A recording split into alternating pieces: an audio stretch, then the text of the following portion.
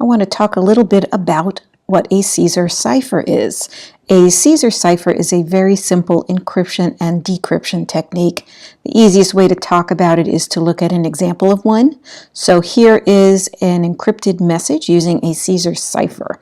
So we can't read it the way it is, we don't know what they're saying, but what it actually is trying to tell us in its coded way is hello world. If I move that a little bit closer to the encrypted message there, maybe we can sort of see what's happening. So look at the H. The H gets coded into an I. And the E, which is the next letter, gets coded to an F. And the L, both of them get encrypted into this M, and the O into a P. So what's actually happening is I bumped up each letter one higher in the alphabet. So I comes after H, so H went to I. F comes after E, so E went to F, and so forth. So I just kind of moved each letter up one. Now, what we basically can do to help encode and decode anything with a Caesar cipher is to create letter wheels. So you're going to have two wheels, an outer wheel as well as an inner wheel. And you have to have what's called a cipher key. So let's say your cipher key was 1. Cipher keys are just numbers. So your cipher key is 1. Basically what that does is it rotates that inner wheel 1 to the right. And so what you can do then is say, my original message is what's in the inner wheel. So for my hello world, I started with H, and then I just look across at the outer wheel, and that would be the encrypted text. As you can imagine, you can actually change your key. So if your key was, say, 4, so instead of rotating 1 to the right, I would rotate 4 letters to the right. And I would still look at my original letter in the inner wheel, and then I would find the encrypted letter in the outer wheel. Now, if I want to decode, I still need my cipher key.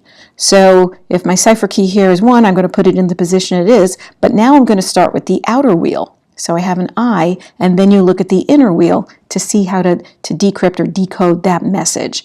If your cipher key was 3 or 4 or whatever it was, again, you just turn the wheels, that same number as your cipher key, and then you can just start reading from the outer wheel to the inner wheel to decode.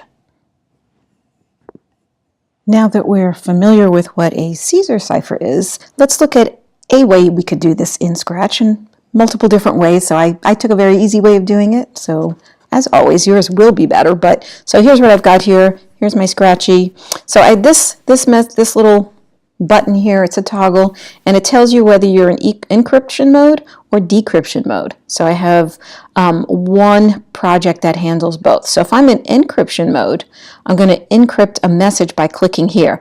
Now before I do that, I want to set my cipher key. So I can click here, and I'm going to keep it simple for now and keep it at 1, but you can set that cipher key. Remember, that's how many rotations you're going to move the letters in through the alphabet. So let me encrypt a message, and I'm going to do the same message we were working with before, right? So I say yes, there it is, and this is what we expected based on what we saw in the description of what Caesar cipher was. What I can do now is decrypt a message. So if I change my encryption mode, I guess that really should blank these out, and then say decrypt a message. So I'm going to type in my encrypted message so that I can find out what it actually says. Oh, so it decrypted back. Now it's important that I need to know what the cipher key is, because if I don't have the correct cipher key, let's say I type in the wrong one and I try to decrypt that message again. Let's type that in. I'm going to get garbage. So I have to have that right cipher key. So that's what makes this more secure than not having a message at all. Let me put this back. And so there you have it. So it looks like a very simple interface. So there are definitely things that could be made better here. I could not figure out a way to actually put this in the clipboard. I don't know if that's a thing you can do or not. So that's something to investigate. But maybe there's an easier way to set these cipher keys and things. So that would be the creative part of it. What I'm hoping you can do is each of you kind of code one of these up and give each other some encrypted messages and a cipher key, and see if you can figure out each other's school-appropriate secret message. For this one, the actual decryption and encryption code, it's a little bit, I would say a little bit tougher for perhaps a brand new programmer.